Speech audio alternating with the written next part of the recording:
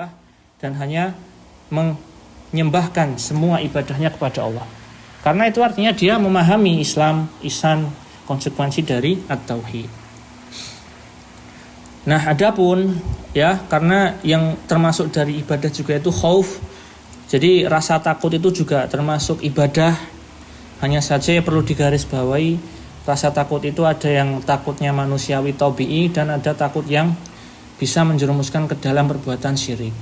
Contoh, kalau yang takut tabi'i itu manusia takut gelap, manusia takut ketika melihat sesuatu yang mengerikan. Nah, itu wajar, itu tidak apa-apa. Tapi jangan sampai takut setan sampai tidak mau ke masjid karena apa? Nah, itu bisa menjerumuskan ke dalam kesyirikan, maka tidak boleh. Nah, sejatinya seorang muslim harus hanya takut kepada Allah Subhanahu wa taala dalam setiap keadaan.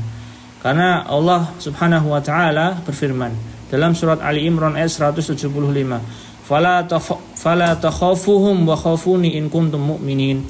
Maka kalian janganlah takut kepada mereka, akan tetapi takutlah kepadaku Allah jika kalian beriman. Nah, di sini Allah menyebutkan syarat. Kalau kamu beriman, nah wujud kamu beriman, takutlah kepada Allah, jangan takut kepada selain Allah. Adapun ibadah roja itu artinya berharap, maka Allah Subhanahu wa taala berfirman, "Faman kana yarju liqa'a rabbih falyamal 'amalan shalihan wa la yusyrik bi ibadati rabbih ahada." Maka barang siapa yang dia berharap bisa bertemu dengan Tuhannya Allah, maka hendaknya dia beramal amal yang saleh dan tidak mempersekutukan Allah dalam ibadah kepadanya dengan sesuatu apapun. Surat Al-Kahfi ayat 110. Nah, maka ini ada syarat dan jawabus syarat. Maka Allah menyaratkan kalau pengen ketemu Allah, syaratnya falyamal amalan sholiha wala yusyrik bi ibadati rabbi ahada, beramal yang soleh dan jangan mensekutukan Allah dengan sesuatu apapun. Bertauhid, harus bertauhid. Adapun soal tawakal, Allah berfirman, wa 'alallahi falyatawakkalu in kuntum mu'minin. Maka hendaklah hanya kepada Allah kalian semua berserah diri jika kalian beriman. Wa may yatawakkal 'alallah fahuwa hasbuh. Allah juga berfirman, barang siapa yang bertawakal kepada Allah maka Allah cukup baginya. Adapun rahbah wal khusyuk, adapun khusyuk, Allah berfirman, innahum kanu yusari'una fil khairat wa yad'unana raghaban wa rahaban wa kanu lana khashi'in. Sesungguhnya orang-orang yang saleh itu, orang-orang yang beriman, mereka dulu selalu bersegera dalam mengerjakan kebaikan. Mereka hanya menyembah kepada Allah dengan penuh harap dan penuh cemas, dan sesungguhnya mereka terhadap Allah termasuk orang-orang yang khusyuk. Adapun khasyah itu artinya juga takut. Allah juga berfirman, fala takhshawhum wakhshawni. Janganlah kamu takut kepada mereka, takutlah kepada Allah. Adapun inabah, dalil tentang Allah, inabah itu juga termasuk ibadah. Allah Subhanahu wa taala berfirman, wa anibu ila rabbikum wa aslimu lahu. Dan takutlah kepada Allah, ya, meminta kepada Allah dan berislamlah, berserah dirilah kepada Allah. Kemudian buat dalil isti'anah qauluhu ta'ala. Isti'anah, minta pertolongan, dalilnya Allah Subhanahu wa taala juga berfirman, iyyaka na'budu wa iyyaka nasta'in. Sungguhnya hanya kepadamu kami menyembah dan hanya kepadamu ya Allah kami nasta'in, meminta pertolongan. Kemudian dalam hadis Nabi SAW juga bersabda, idzastaghanta au idzasta'anta fasta'in billah. Kalau kamu hendak meminta pertolongan, maka minta pertolonganlah kepada Allah. Itulah yang utama. Jadi sebelum minta tolong kepada siapapun, kalau minta tolong dulu kepada Allah. Baru nanti diiringi dengan usaha yang bisa mengantarkan kepada terkabulnya doa. Kemudian dalil tentang isti'adah, kalau isti'adah itu meminta perlindungan, Allah Subhanahu wa taala berfirman, qul a'udzu birabbin nas, malikin nas. Katakanlah aku berlindung kepada Tuhannya manusia, ya, rajanya manusia. Adapun istighatsah, jadi isti'adzah, isti'anah, istighatsah itu mirip tapi beda. Isti'anah minta pertolongan. Kalau isti'adzah itu minta perlindungan. Kalau istighatsah itu meminta pertolongan tapi dalam keadaan yang sangat genting. Itu namanya istighosah. Allah Subhanahu wa taala berfirman, "Ittastaghisuna rabbakum fastajaba lakum." Ketika kalian terdesak dan meminta tolong kepada Allah dalam keadaan tersebut, maka Allah akan menjawab doa-doa kalian. Surat Al-Anfal ayat 9. Adapun soal menyembelih, Allah berfirman, "Qul inna sholati wa nusuki wa mahyaya wa mamati lillahi rabbil alamin." Katakanlah, sesungguhnya salatku, menyembelihku, hidupku, matiku semuanya hanya untuk Allah, Tuhan semesta alam. La syarika lahu wa bidzalika umirtu wa ana awwalul muslimin. Aku tidak berbuat syirik kepada Allah dan karena itulah aku diperintahkan dan aku termasuk orang-orang yang masuk Islam pertama. Adapun dari sunnah, Nabi SAW pernah bersabda, "La'anallahu man dzabaha li ghairillah." Allah melaknat orang yang menyembelih bukan kepada Allah. Wad dalilu nadar, adapun bernadar, karena nadar itu juga termasuk ibadah. Allah Subhanahu wa taala berfirman, "Yufuna binadri wa yakhafuna yawman kana syarruhu mustatirah." Surat Al-Insan ayat 7. Dan ya, mereka menjalankan nazar-nazar mereka. Jadi kalau seorang bernazar itu harus segera dipenuhi nazarnya. Karena sejatinya nazar itu mewajibkan sesuatu yang awalnya tidak wajib. Nazar itu ibadah. Contoh, ada kasus seorang jamaah pernah bertanya ke Ustadz kami, "Ustadz, saya dulu pernah bernazar." Dia bilang, "Ya Allah, kalau saya diterima PNS, saya nanti setiap bulan sedekah 300.000. Nah, itu nazar namanya. Kalau sudah bernazar, kalau terkabul doanya harus dilaksanakan. Nah, terus dikabulkan. Nah, begitu dikabulkan, dia harus menjalankan sedekah 300.000 itu. Karena dia ketika bernazar tidak menyebutkan waktunya spesifik sampai kapan, berarti seumur hidup. Waduh. Nah, ketika dia lupa, ketika dia udah menjalankan selama 2-3 bulan, baru merasa berat. Waduh Ustadz, ini saya terlanjur nazar ya. Sekarang nggak kuat, boleh dibatalkan tidak? Maka jawabannya tidak boleh dibatalkan. Nazar itu mewajibkan sesuatu yang awalnya tidak wajib, maka tidak sembarangan bernazar. Bahkan sebagian ulama mengatakan hukum bernazar itu makruh, karena asalnya nggak perlu bernazar pun berdoa pasti dikabulkan. Kenapa harus bernazar? Bahkan Nabi mencela orang-orang yang bernazar, sesungguhnya orang yang bernazar itu pelit. Karena kalau mau sedekah kok harus nazar, ya Allah ini tak kasih ini tapi saya ada udang di balik batu. Nah, itu namanya tidak kurang niat. Berdoa saja, kalau sedekah, kalau berdoa. Nah, tapi wallahu alam, kalau dari pandangan saya sendiri, Allah itu tidak membebani hamba sesuai melebihi kemampuannya. Kalau sudah bernazar kok ternyata ya nggak mampu, ya bisa mungkin sudah tidak mampu lagi, mau bagaimana lagi, maka ya udah, ya tinggal nanti merujuk ke bayar kafarat. Wallahu a'lam. Makanya sekali lagi nggak usah sok bernazar, nggak usah jagoan, belum tentu bisa. Nah kemudian kalau tidak tahu dulu, ya sudah nggak apa-apa itu. Nah artinya pada waktu ngucap itu tidak tahu bahwa harus. Nah, setelah tahu harus kan berat. Lah bagaimana dia bisa bernazar kok nggak tahu? Dia bernazar tuh ya pastinya tahu. Apa itu? Ya belum tahu. Lo kan dia bilang sendiri, kalau seorang orang sama orang aja kalau bilang jadi janji loh, apalagi sama Allah.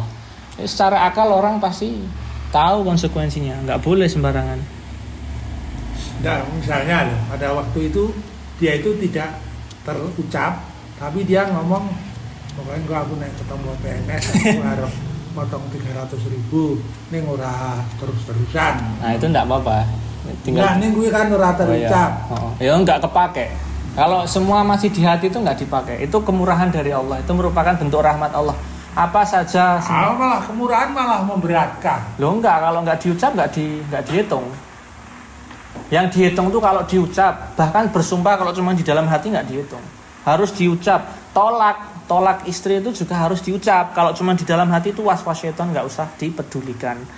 Akan tetapi bernazar juga ada yang haram. Tidak boleh bernazar dalam hal mencelakakan diri sendiri. Contohnya, ya Allah kalau saya nggak diterima sini saya bunuh diri. Nah, itu nggak boleh. Nazarnya harus segera dibatalkan. Karena semua hal yang berhubungan dengan mencelakakan diri sendiri, la doror wala diror, tidak boleh mencelakakan diri sendiri atau orang lain. Itu prinsip Islam. Kemudian al-aslu tsani ma'rifatu dinil Islam bil adillah. Ya, sekarang masuk ke bagian kedua dari kitab Ushul Tsalatsah, mengetahui agama Islam dengan dalil-dalilnya. Nah, sekarang masuk ke martabah al-ula al-Islam. Sekarang al-aslu tsani ma'rifatu dinil Islam bil adillah wa wal istislam lillah bitauhid wal inqiyad lahu bitta'ah wal khulus minasyirki wa huwa salasatun maratib. Jadi mengetahui agama Islam dengan dalil-dalilnya, yaitu berislam kepada Allah dengan tauhid, ya, harus mengamalkan tauhid, kemudian harus menjalankan konsekuensinya dengan taat kepada Allah dan ikhlas ketika beribadah, tidak diiringi dengan syirik. Nah, itu ada 3 urutan atau 3 martabat, ada 3 tingkatan: Islam, iman, dan ihsan. Yang paling tinggi ihsan. Wa kullu martabatin laha arkan, dan setiap tingkatan itu ada rukun-rukunnya. Nah, maka yang Islam, arkanul Islam khamsatun. Ya, kalau rukun Islam ada 5. Apa saja yang disebutkan di dalam hadis? Karena Nabi SAW pernah bersabda, bunyal Islamu ala khamsin. Islam itu dibangun dari 5 perkara: syahadatu alla ilaha illallah wa anna muhammadar rasulullah, wa iqamis shalah, wa ita'iz zakah, hajjil bait wa shaumi ramadan.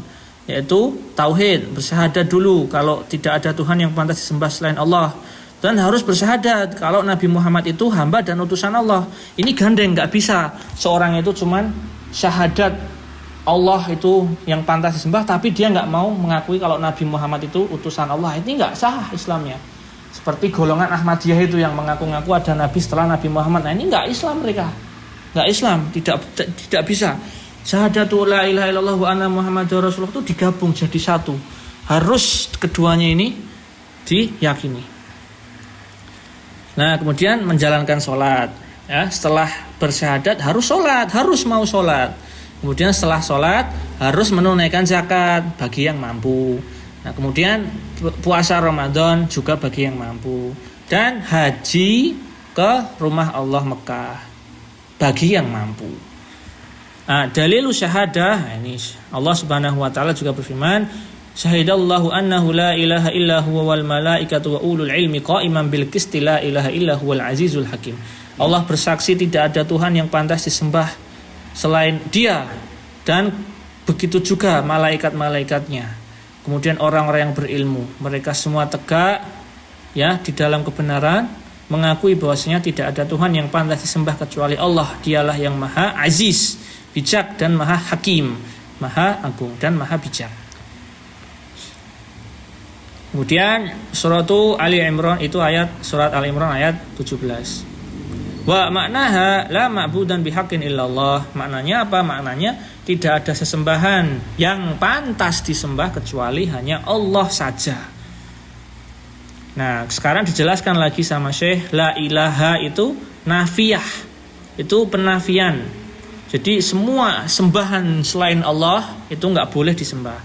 Illallah itu musbitan, itu penetapan. Jadi seperti yang sudah saya terangkan di waktu yang lalu, pertemuan yang lalu, tauhid la ilaha illallah itu ada penafian dan penisbatan. Menafikan semua sembahan selain Allah dan menisbatkan yang pantas disembah itu hanya Allah. Ya. Adapun tafsirnya, Allah Subhanahu wa taala juga pernah menerangkan. Allah Subhanahu wa taala berfirman, wa id qala Ibrahimu li abihi wa qaumihi innani bara'um mimma ta'budun illa alladzi fatarani fa innahu sayahdini wa ja'alaha kalimatan baqiyatan fi aqibihi la'allahum yarji'un. Dan ketika Nabi Ibrahim alaihissalam berkata kepada ayahnya dan kaum-kaumnya, sesungguhnya aku bara itu artinya aku berlepas diri dari apa yang kamu sembah. Nah, ini namanya nafi. Nabi Ibrahim menafikan, aku berlepas diri sama yang kamu sembah. Nah, kecuali aku hanya menyembah satu yang menciptakanku dan merawatku, yaitu Allah, yang Dia akan memberikanku petunjuk. Wa ja'alaha kalimatan baqiyatan, dan Dia menjadikan kalimat tauhid itu kalimat yang tetap fi aqibihi sampai akhirnya la'allahum yarji'un, semoga mereka semua kembali kepada jalan yang benar. Surat Az-Zukhruf ayat 26 sampai 28. Kemudian Allah Subhanahu wa taala juga berfirman, qul ya ahlal kitab ta'alu ila kalimatin sawa'in bainana wa bainakum alla na'budu illallah wa la nusyrika bihi syai'an wa la yattakhidha ba'duna ba'dan arbaba min dunillah fa in tawallaw faqulu syahadu bi anna muslimun. Wahai ahli kitab, kemarilah, dengarkanlah kalimat yang sama antara kami dan kamu yang diajarkan kepada nabi sebelum kalian pun, yaitu Nabi Isa, bahwasanya kami semua diperintahkan untuk tidak menyembah kecuali kepada Allah dan tidak berbuat syirik kepada Allah dengan sesuatu apapun, dan tidak mengambil sebagian kami dari yang lain sebagai Tuhan-Tuhan sembahan selain Allah. Kalau kalian tawallau, kalau kalian menyelisih hal itu, maka persaksikanlah bahwasanya kami Muslim dan kami berlepas diri dari yang kalian sembah. Wa dalilu syahadah anna Muhammadan Rasulullah qauluhu ta'ala. Adapun, jadi semua ini diterangkan dalilnya. Semua yang di kitab usul salah ini ada dalilnya. Ini dijelaskan oleh Syekh. Jadi ini dalil untuk syahadah la ilaha illallah. Nah sekarang dalil yang tentang harus bersyahadat Muhammad itu utusan Allah mana? Nah ini Allah subhanahu wa ta'ala juga berfirman, laqad ja'akum rasulun min anfusikum azizun alaihi ma anittum harisun alaikum bil mu'minin raufur rahim. Telah datang kepada kalian seorang rasul dari golongan kalian. Dia seorang yang aziz, sifatnya itu aziz, dan kepada kalian itu haris, sangat bersemangat dan sangat lemah lembut terhadap kaum mukminin. Itu Nabi Muhammad sallallahu alaihi wasallam. Wa makna syahadah anna Muhammad Rasulullah, maksudnya apa? Dan makna kalau seorang berkata aku bersaksi Muhammad itu hamba Allah dan utusan Allah, maka maknanya apa? Maknanya adalah ta'atuhu fima umira wa tasdiquhu fima ukhbira wa istinaba ma anhu naha wa zajar wa anna la ya'budallaha illa bima syara'a.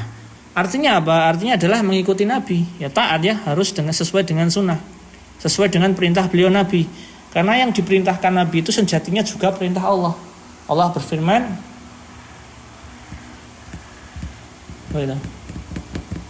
Astagfirullah. Wa ma yantiqu 'anil hawa in huwa illa wahyun yuha. Sesungguhnya dia Muhammad tidak berkata sesuai dengan nafsunya, tapi itu semua wahyu dari Allah. Jadi harus taat, ikuti perintah Nabi, menjauhi semua larangannya, dan sama harus bertauhid ya.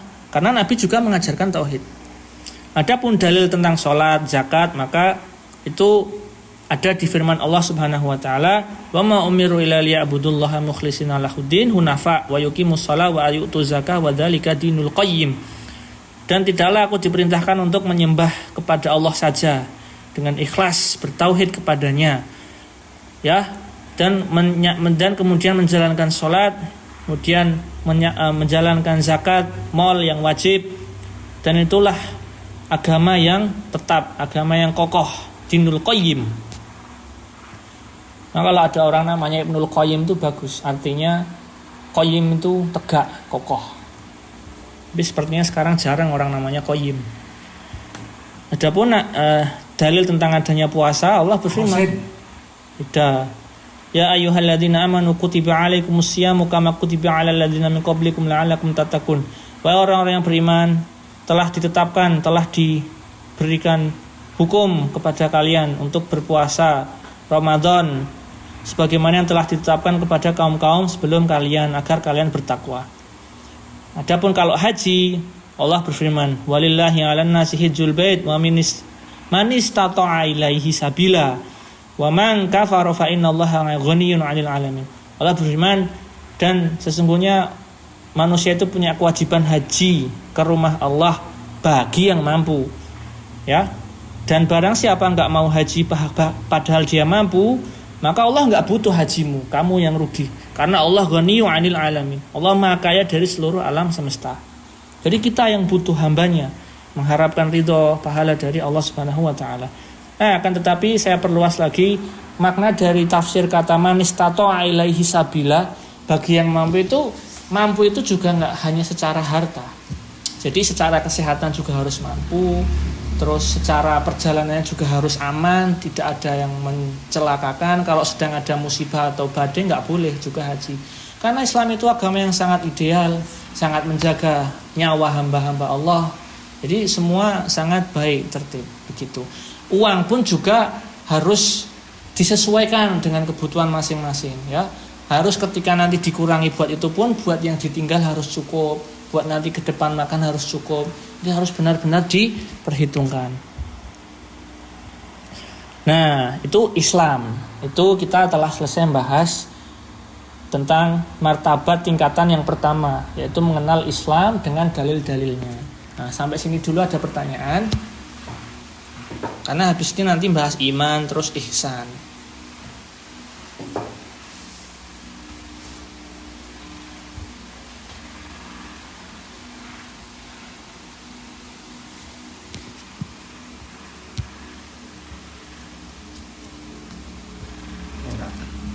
Baik, sekarang kita lanjutkan al-martabatus saniyah, yaitu iman. Apa itu iman? Wa huwa bid'u wa sab'una syu'bah. Jadi kalau dibilang iman itu sebenarnya banyak sekali. Ya, iman itu bahkan bisa lebih dari 70 cabang. Banyak sekali. Nah, tapi di dalam hadis diterangkan gampang. Iman itu yang paling tinggi adalah perkataan la ilaha illallah. Itu iman. Sedangkan yang paling rendah, bentuk paling rendah dari iman itu adalah imatatul adza anit tariq wal haya wasyu'bah minal iman. Dan bentuk iman yang paling rendah, serendah-rendahnya di sini disebutkan, yaitu ketika seseorang itu melihat ada batang kayu di pinggir jalan atau di jalan kemudian dipinggirkan, itu juga bentuk iman meskipun yang paling rendah. Nah, malu, punya rasa malu itu juga bagian dari iman. Syu'bah juga dari iman. Ya, haya itu juga termasuk dari iman. Nah, jadi di hadis ini Nabi menerangkan gampang. Iman itu banyak bentuknya, tapi biar gampang lengeleng-lengeleng kan disebutkan semua bingung. Nah, sekarang langsung sama Nabi diajarkan yang paling tinggi itu kalimat la ilaha illallah, yang paling rendah itu menyingkirkan batang pohon dari jalan, kemudian rasa malu itu juga bagian dari iman. Nah, selesai. Sisanya kita bisa memikirkan sendiri. Nah, kan tetapi rukun iman, kalau tadi rukun Islam ada 5, sekarang rukun iman itu ada 6. Nah, sebagaimana yang disebutkan Nabi SAW dalam hadis lainnya, ya, antu'mina billah wa malaikatihi wa kutubihi wa rusulihi wal yaumil akhir wa bil qadari khairihi wa syarrihi. Jadi yang pertama rukun iman itu beriman kepada Allah. Ya, yakin kalau Allah itu ada dan satu-satunya yang pantas disembah hanya Allah. Yang kedua, malaikat itu ada, diciptakan Allah. Dan kitab-kitab yang telah diturunkan kepada nabi-nabi sebelum kita juga ada, benar, hak. Dan semua rasul-rasul, nabi-nabi utusan Allah itu ada, hak. Itu rukun iman yang keempat. Yang kelima, yakin terhadap adanya nanti hari akhir, hari pembalasan itu ada. Terus yang terakhir, beriman kepada takdir yang baik maupun takdir yang buruk. Selesai. Di rukun iman itu ada 6. Nah, semua 6 ini harus terpenuhi. Kalau salah satu dari 6 ini seorang mengingkarinya, maka dia tidak beriman. Tidak beriman. Kalau tidak beriman berarti tidak berislam. Seperti itu. Seperti golongan orang-orang Qadariyah yang mereka itu ya meskipun ulama beda pendapat Qadariyah itu termasuk Islam atau bukan, wallahu alam, yang ingin saya sampaikan hanyalah ada golongan-golongan kaum-kaum yang mengingkari adanya takdir dari Allah. Nah, itu juga ya tidak boleh diikuti. Ngawur itu. Ada juga yang mengingkari hari akhir, nah, meskipun dia mengaku Islam. Nah, ini juga tidak boleh. Harus meyakini semua rukun yang 6 ini. Nah, kemudian wad dalil ala hadhil arkan as-sittah qauluhu ta'ala. Dan rukun 6 ini ada dalilnya. Allah berfirman, laisal birra an tuwallu wujuhakum qiblal masyriqi wal maghrib walakinnal birra man amana billah wal yaumil akhir wal malaikati wal kitabi wan nabiyyin. Bukanlah kebaikan itu kalian memalingkan wajah kalian dari timur ke barat. Itu bukan iman. Akan tetapi iman itu adalah kamu beriman kepada Allah, kepada hari akhir, kepada malaikat, kepada kitab-kitab Allah, dan kepada nabi-nabi utusan Allah. Nah, adapun kalau soal takdir, Allah berfirman di ayat lain, inna kulla syai'in khalaqnahu biqadar.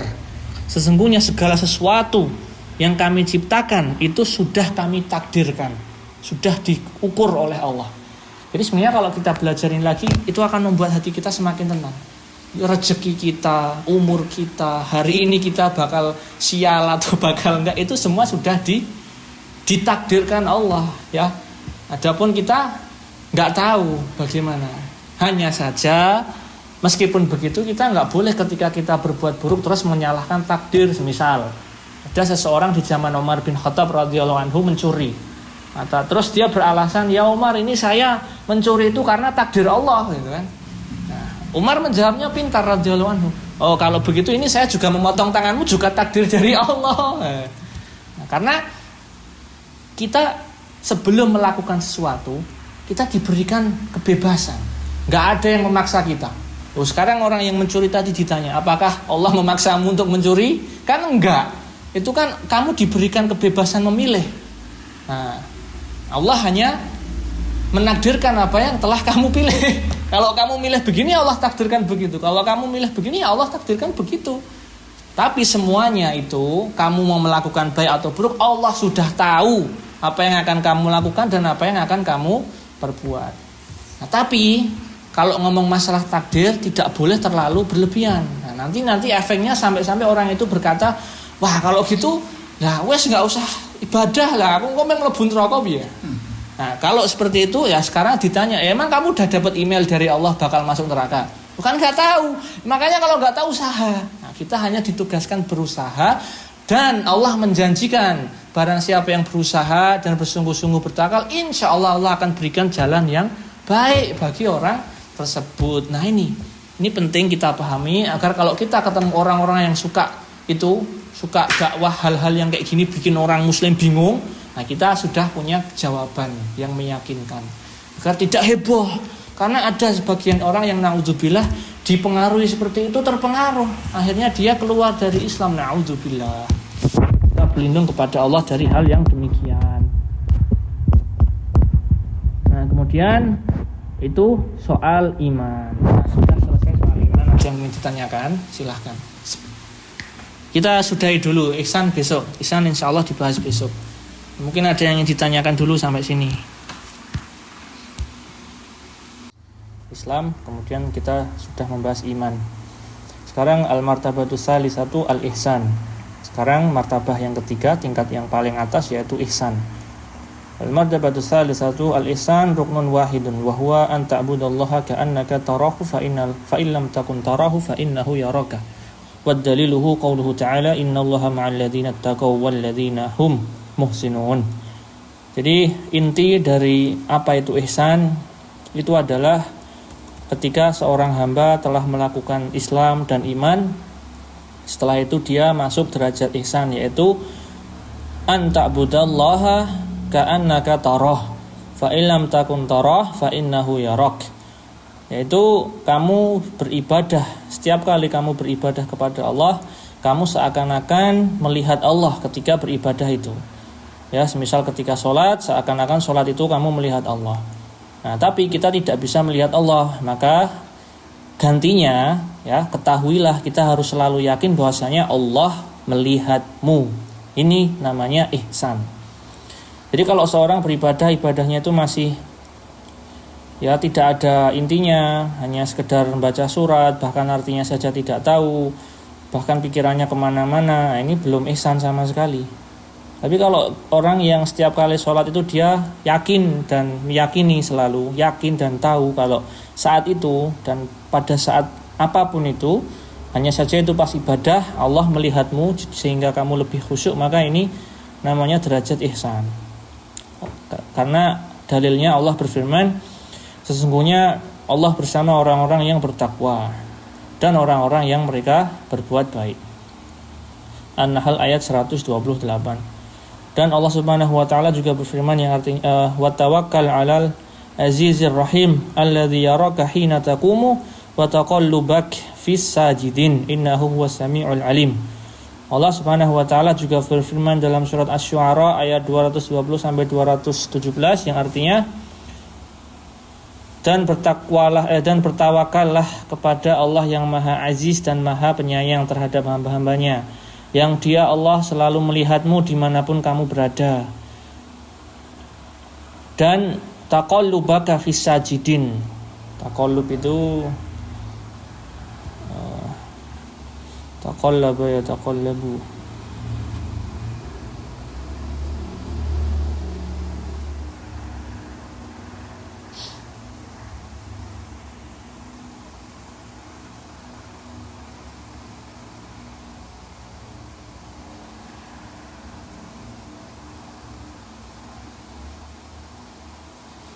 Yakni maknahu asfarihim wa tasarrufuhatihim. Ya, jadi makna taqallubaka fi sajidin itu yang membolak-balikkan hati seorang hamba. Karena Allah itu sesungguhnya Maha mendengar dan Maha mengetahui. Ayat kemudian Allah Subhanahu wa taala juga berfirman, "Wa ma takunu fi sya'ni wa ma tatawallau atau wa ma tatlu minhu min Qur'anin wa la ta'maluna min 'amalin illa kunna 'alaikum syuhudan ittufiduna fih." Dan Allah Subhanahu wa taala juga berfirman, dan tidaklah dalam segala sesuatu yang kamu membacanya dari Quran atau yang kamu mengamalkannya dengan amalanmu kecuali kami menjadi saksi atas perbuatanmu. Jadi semua ayat ini membuktikan bahwasanya Allah Maha melihat kita. Nah, sehingga ketika kita sudah tahu Allah melihat kita, kita harus yakin ketika beribadah Allah melihat ibadah kita, sehingga kita harus memperbagus ibadah karena Allah melihat kita, bukan karena dilihat Pak Presiden, bukan karena dilihat Pak Gubernur atau orang temannya dan yang lain sebagainya. Itu namanya riya, naudzubillah. Nah, adapun dalil-dalil tentang itu dari sunnah Allah Subhanahu wa taala, ada hadis Jibril al-masyhur an Umar bin Khattab radhiyallahu anhu. Ini hadis dari Jibril kepada Nabi sallallahu alaihi wasallam, diriwayatkan oleh sahabat Umar bin Khattab radhiyallahu anhu. Qala bainama nahnu julusun 'inda Nabi sallallahu alaihi wasallam idza tala'a 'alaina rajulun shadidun bayadith thiyab shadidus sawadi asy-sya'r la yura 'alaihi asarus safar wa la ya'rifu minna ahadun fajalasa ila Nabi sallallahu alaihi wasallam fa asnada rukbatayhi ila rukbatayhi wa wada'a kaffayhi 'ala fakhidayhi wa qala ya Muhammad akhbirni 'anil Islam. Faqala Nabi sallallahu alaihi wasallam an tashhadu anna la ilaha illallah wa anna Muhammadar Rasulullah wa tuqimus shalah wa tu'tiz zakah wa tasumu ramadan wa tahujjul baita wa in istata'ta ilaihi sabila. Qala sadaqta. Fa'ajabna lahu yas'aluhu wa yusaddiquhu. Qala akhbirni al-iman. Qala an tu'minu billahi wa malaikatihi wa kutubihi wa rusulihi wal yawmil akhir wal biqadari khairi wa syarrihi. Summa qala akhbirni 'anil ihsan. Qala an ta'budallaha ka'annaka tarahu fa in lam takun tarahu fa innahu yarak. Summa qala akhbirni 'anis sa'ah. Qala al-mas'ul 'anha bi'a'lam minas sa'il. Qala akhbirni an amaratiha. Qala an tulidul ummah rabbataha wa antaral haffah al-'arah al-'alah ra'asya yatawallawna fi al-bunyan. Qala famadha. Ini hadis panjang sekali. Fala bisamilya faqala ya Umar atadruna manis sa'il? Qulna Allahu wa rasuluhu a'lam. Qala hadza Jibrilu atakum yu'allimukum umuradinukum. Jadi ini hadis yang sangat masyhur. Ini hadis sangat panjang sekali ketika Jibril alaihissalam datang menyamar di kalangan sahabat yang sedang duduk-duduk di antara Nabi. Ya, Jibril alaihissalam datang dalam keadaan rajulun syadidun bayad, rambutnya itu hitam, syadidus sawadis sya'r, bajunya putih sekali, la yura alaihi asar, enggak ada bekas-bekas di bajunya itu dari dia berpergian. Karena kan kalau sahabat mereka pasti bajunya ada bekas mungkin debu habis safar, tapi enggak, si orang ini itu bajunya putih sekali, bersih seakan-akan enggak ada bekas kotoran. Dan tidak ada dari kami sahabat yang mengetahui tentang orang ini. Nah, orang itu datang kepada Nabi kemudian bertanya. Oh, sebelum bertanya dia meletakkan tangannya di atas lututnya, di atas Nabi SAW. Kemudian si Jibril itu tanya kepada Nabi Muhammad, wahai Muhammad, kabarkanlah kepadaku, ajarkanlah kepadaku tentang Islam. Apa itu Islam? Maka Nabi menjawab, Islam itu kamu bersyahadat tidak ada Tuhan yang pantas disembah selain Allah dan Muhammad itu hamba Allah dan utusan Allah. Kemudian kamu melaksanakan sholat, menunaikan zakat, puasa Ramadan setahun sekali, dan haji bagi yang mampu. Nah, kemudian Jibril menjawab, kamu benar. Nah, kemudian para sahabat pada bingung, kaget. Loh, ini orang bertanya kepada Nabi, habis bertanya kok malah membenarkan jawabannya kepiye gitu kan? Kan kalau sahabat pasti sangat menghormati dan meninggikan Nabi ya. Pasti kalau ada orang seperti ini, sahabat kaget, nggak suka. Siapa ini? Pasti orang Badui ini ya. Karena orang Badui kan kebanyakan nggak tahu adab. Fa ajibna lahu yas'aluhu wa yusaddiquhu. Nah, kami kaget. Dia tanya kok habis tanya membenarkan ini maksudnya piye gitu kan. Nah, kemudian si Jibril alaihissalam bertanya lagi kepada Nabi, kabarkanlah kepadaku wahai Muhammad tentang iman. Nah, ini sekarang iman. Apa itu iman? Nah, iman itu 6. Kamu beriman kepada Allah, malaikat, kitab-kitabnya, rasulnya, hari akhir, dan takdir yang baik maupun yang buruk. Nah, kemudian bertanya lagi Jibril alaihissalam, kabarkanlah kepadaku tentang ihsan. Maka Nabi menjawab sallallahu alaihi wasallam, kamu menyembah Allah, beribadah kepada Allah seakan-akan kamu melihat Allah, tapi kamu tidak bisa melihat Allah, maka ketahuilah Allah melihatmu. Nah, kemudian Jibril alaihissalam bertanya lagi, kabarkanlah kepadaku tentang kapan hari kiamat itu, wahai Rasulullah. Nah, kemudian Nabi menjawab, yang ditanya tidak lebih tahu daripada yang ditanya. Nah, bahkan Nabi SAW tidak tahu kapan tegaknya hari kiamat itu, hanya Allah yang tahu. Jibril juga tidak tahu, itu rahasia Allah Subhanahu wa taala. Nah, tapi Jibril alaihissalam bertanya lagi, kabarkanlah kepadaku tanda-tandanya. Tanda-tanda kiamat itu apa saja? Nah, di antaranya Nabi menjawab, ketika orang tua itu budak itu melahirkan tuannya, itu tanda yang pertama.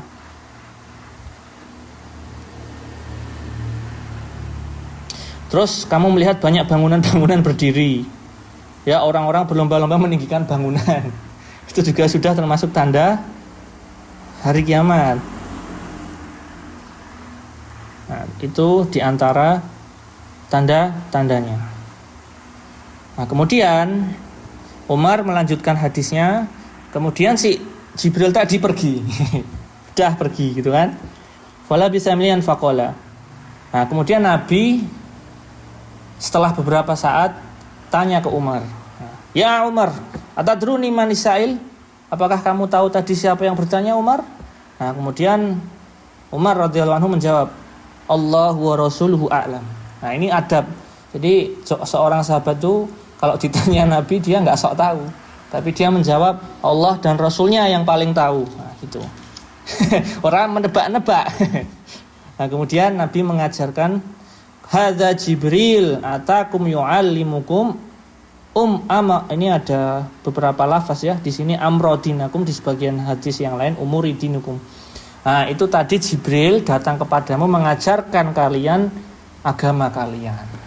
Itu cara Jibril mengajarkan kepada sahabat dengan bertanya kepada Nabi tentang Islam, iman, dan ihsan. Nah, 3 itu selesai.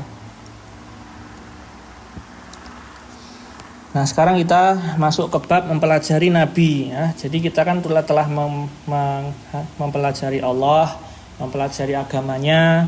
Nah, sekarang kita mempelajari Nabi. Al-aslu salis ma'rifatu nabiyyukum Muhammadin sallallahu alaihi wasallam. Al-aslu salis ma'rifatu nabiyyikum Muhammad sallallahu alaihi wasallam wa huwa Muhammad bin Abdullah bin Abdul Muttalib bin Hashim. Nah, ini sekarang kita mengenal Nabi lebih dalam. Jadi namanya Nabi Muhammad itu sallallahu alaihi wasallam adalah Muhammad bin Abdullah bin Abdul Muttalib bin Hashim. Wa Hashim min Quraisy. Wa Quraisy minal Arab. Wal Arab min dzurriyyatin Ismail ibni Ibrahim al-Khalil alaihi wa ala nabiyina afdhalus salati wassalam. Jadi Bani Hashim itu merupakan dari golongan Quraisy ya. Kalau Quraisy itu dalam Arab merupakan istilahnya yang tertinggi. Jadi alasan kenapa Nabi Muhammad SAW dari Bani Quraisy Itu karena Allah meninggikan derajat beliau. Kalau Nabi tidak berasal dari Quraisy, nanti orang-orang akan merendahkan Nabi.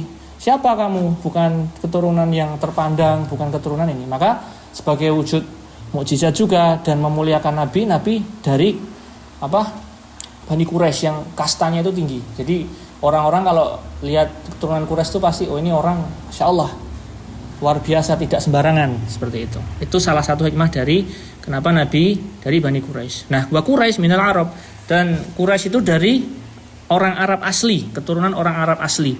Dan keturunan orang Arab asli itu merupakan cucu cicit keturunan dari Ismail. Yang Ismail itu merupakan putra dari Ibrahim al-Khalil, yaitu Ibrahim, yaitu Khalil itu loh kekasih Allah Subhanahu wa taala, seseorang yang sangat dikasihi Allah Subhanahu wa taala. Walahu minal Umar salasun wa situna sanah minha arba'una qabla nubuwah wa salatu wa ashruna nabiyan rasulan naba'a bi Aqra. Nah ini, dan umurnya Nabi itu salasu wasitun 33 tahun itu 63 tahun. Jadi usia Nabi itu total 63 tahun. Nah, sebagian dari semua umur itu 40 tahunnya itu sebelum kenabian. Jadi 40 tahun Nabi hidup itu sebagai seorang sebelum yang diangkat sebagai Nabi. Nah, wasalasun wa ishrun, dan 23 setelahnya itu adalah kenabian beliau sallallahu alaihi wasallam. Sehingga beliau Nabi sallallahu alaihi wasallam itu ya menjadi seorang rasul, Nabi berdakwah itu 23 tahun. Bi Aqra. Ini kurang lebih ya dari ulama yang meneliti. Wallahu a'lam. Wa arsala bil mudassir. Nah, maksudnya apa? Dan Nabi diangkat sebagai rasul itu dengan surat Al-Mudassir. Ya ayyuhal mudassir kum fa'andir wa rabbaka fakabbir. Nah itu. Jadi ayat yang Allah turunkan untuk mengangkat Nabi Muhammad SAW di Gua Hira sebagai Nabi itu Al-Mudassir. Wa baladuhu Makkatun ba'asahu Allah bin nadarah anis syirki wa yad'ula ila tauhid. Dan aslinya Nabi itu dilahirkan di Mekah. Allah mengutusnya sebagai utusan Allah yang memerangi syirik dan mengajarkan tauhid. Nah, dalilnya ada, Allah Subhanahu wa taala berfirman, ya ayyuhal mudassir qum fa'anzir wa rabbaka fakabbir wa siyabaka fatahhir warrujza fahjur wala tamnun tastakthir wa li rabbika fasbir. Wahai orang yang berselimut, Nabi. Nah, ini karena Nabi waktu itu takut ya melihat malaikat dari Gua Hira. Nanti ada cerita selanjutnya, nanti kita baca kitab lain. Enggak saya terangkan di sini. Insyaallah di pertemuan lain kita bahas sendiri. Intinya ayatnya Allah mengangkat Nabi sebagai Nabi di ayat Al-Mudassir ini, ayat 1 sampai 7. Wa ma'na kum fa'andir yundiru 'anis syirki wa yad'u ila tauhid. Nah, maka tadi kan Allah berfirman, ya ayyuhal mudassir kum fa'andir. Maksudnya apa? Maksudnya itu adalah berdirilah dan segera bersihkanlah dirimu dari syirik dan dakwahkanlah tauhid kepada orang-orang. Wa rabbaka fakabbir, dan agungkanlah Tuhanmu dengan seagung-agungnya dengan menegakkan tauhid. Kemudian bersihkanlah bajumu. Nah, ini secara literal artinya seperti itu ya. Siap itu pakaian, fatahhir itu kalimat perintah, sucikanlah pakaianmu. Tapi maksudnya di sini bukan hanya baju, tapi tahharu a'malaka minasyirki. Maksudnya adalah bersihkanlah semua amalmu dari syirik. Warudza fahjur, yakni arudza al-asnam wa hujrah tarkuha wa ahlaha wal bara'ah minha. Warudza fahjur itu artinya dan tinggalkanlah sesembahan-sembahan selain Allah. Maksudnya pada waktu itu patung, karena orang-orang Arab di situ menyembah patung. Tinggalkanlah itu dan berlepas dirilah dari orang-orang yang seperti itu dan juga sembahan-sembahan mereka. Akhadha 'ala hadha 10 sinin yad'u ila tauhid. Maka beliau Nabi sallallahu alaihi wasallam 20 tahun berdakwah kepada tauhid. Wa ba'da 'ishril araja bihi ila sama wa faradat alaihi salawat. Dan setelah itu, setelah 10 tahun, dia Nabi Shallallahu Alaihi Wasallam Isra Mi'raj, diangkat ke atas langit. Nah, baru itu diwajibkan sholat yang 5. Nah, itu nanti ada lagi hadisnya beda. Nanti kita bahas di lain waktu. Karena nggak tiba-tiba langsung 5. Awalnya itu Allah di hadis yang lain, Allah itu mewajibkan sholat bagi umat manusia itu 50. Nah, kemudian nanti kurang lebih isinya Nabi Musa ya kompensasi negosiasi sama Nabi. Itu umatmu nggak kuat kalau 50. Akhirnya negosiasi lama sampai akhirnya dari 50 hanya jadi 5 waktu saja. Jadi sholat 5 waktu itu sudah merupakan bentuk rahmat kasih sayang Allah kepada hambanya.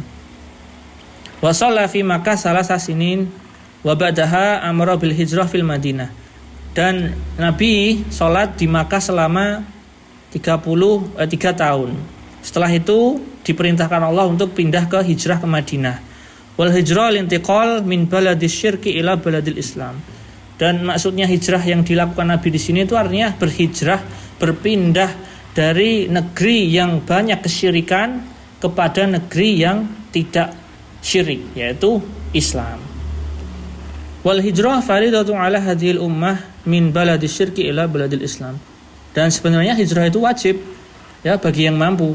Ya, jadi kalau ada saudara kita yang mungkin tinggal di Amerika di Islam, hendaknya dia harusnya berhijrah ke negeri Islam, seperti ke Arab. Arab pun juga sekarang wallahu alam termasuk negeri Islam apa tidak, tapi secara general iya.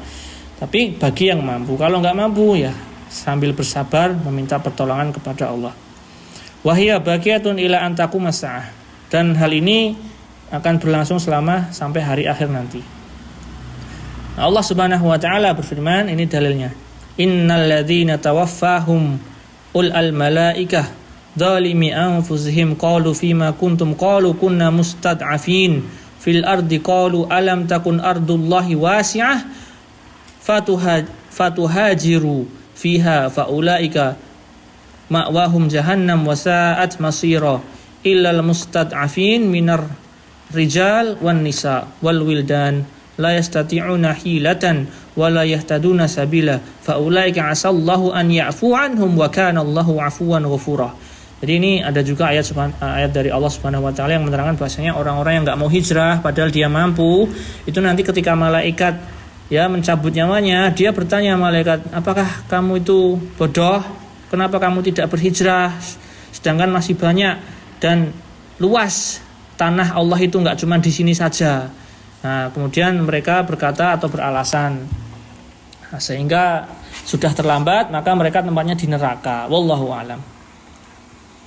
Kecuali orang-orang yang lemah, ya, dari golongan laki-laki ataupun perempuan atau anak-anak, yang mereka semua tidak mampu untuk berhijrah dan tidak punya petunjuk untuk berhijrah, maka orang-orang yang seperti itu semoga Allah mengampuni mereka, karena Allah itu Maha Pengampun lagi Maha Penyayang. Kita ke Jogja itu hijrah ya? Ya, kalau hijrah dalam definisi zaman sekarang itu artinya meninggalkan perbuatan yang jelek kepada perbuatan yang baik. Bisa maknawi, bisa secara tempat. Kalau dari tempat dulu kita juga ibadahnya jelek, sekarang pindah kok jadi bagus, ya maka itu hijrah, alhamdulillah. Intinya hijrah itu meninggalkan yang buruk kembali kepada yang baik. Allah Subhanahu wa taala juga berfirman, "Ya ibadiyalladzina amanu inna ardi wasi'ah fa iyaya fa'budun." Wahai orang-orang yang beriman, sesungguhnya bumiku itu luas, maka jelajahilah untuk menyembah kepadaku. Surat Al-Ankabut ayat 56. Dan hanya kepada Allah lah kalian hendaknya menyembah. Qala al-Baghawi rahimahullahu taala, ini ada tafsir dari Imam Baghawi ya rahimahullahu taala, sababun nuzul hadhil ayah fi al-muslimin alladzina fi Makkah lam yuhajiru nadahumullahu bi ismil iman. Nah, ini karena ayat ini turun karena di sebagian kaum muslimin zaman dulu yang dari Mekah itu ada yang enggak mau hijrah. Maka Allah memanggil mereka dengan panggilan iman untuk berhijrah. Terus mau? Ada yang sebagian yang mau, ada yang tetap tidak mau. Wallahu a'lam. Adapun dalil tentang hijrah dari sunnah, yaitu Nabi Shallallahu Alaihi Wasallam pernah bersabda, la tanqati'ul hijrah hatta tanqati'ut taubah, wa la tanqati'ut taubah hatta tatlu'us syamsu min maghribiha. Tidak, hijrah itu enggak ada apa ya istilahnya. Hijrah itu terbuka seluas-luasnya selama-lamanya. Sampai tobat itu sudah enggak diterima. Maksudnya, dan tobat itu diterima selama-lamanya kecuali sampai matahari terbit dari barat sampai terbit dari barat, ya. Maksudnya luas ampunan Allah itu. Bersegeralah, berhijrahlah dan bertaubatlah karena pintu ampunan Allah sangat luas. Falamma istaqara fil Madinah umira bi baqiyati syara'il Islam misli zakah was shaum wal hajj wal adzan wal jihad wal amri bil ma'ruf wan nahyi 'anil munkar wa dzalika min syara'il Islam akhadha 'ala hadha 10 sinin. Dan di Madinah itu Nabi diperintahkan dengan syariat-syariat Islam yang lain seperti zakat, puasa, haji, adzan, jihad, ya amar ma'ruf nahi munkar. Nah, ini yang amal-amal seperti ini disyariatkannya di Madinah, bukan di Mekah. Jadi di Mekah itu full tauhid sama sholat. Setelahnya itu di Madinah. Nah, ini diambil selama 10 tahun. Wa tuwafi salawatullahi wa salamuhu alaihi wa dinuhu baqin wa hadha dinuhu la khaira ila dalla al-ummah alaihi wa la syarran ila haddaraha minhu. Dan agama ini telah menjadi agama yang sempurna. Tidak ada kebaikan kecuali telah diajarkan semua oleh Nabi, dan tidak ada pula kejelekan kecuali Nabi telah memperingatkan dan melarangnya. Jadi kalau kita lihat orang-orang yang sok komentar itu sebenarnya kurang ajar. Mereka melampaui batas karena satu-satunya orang yang paling tahu di bumi ini hanya Nabi SAW. Lah kok berani-beraninya kamu bikin-bikin syariat agama sendiri yang agama itu telah sempurna. Masuk akal.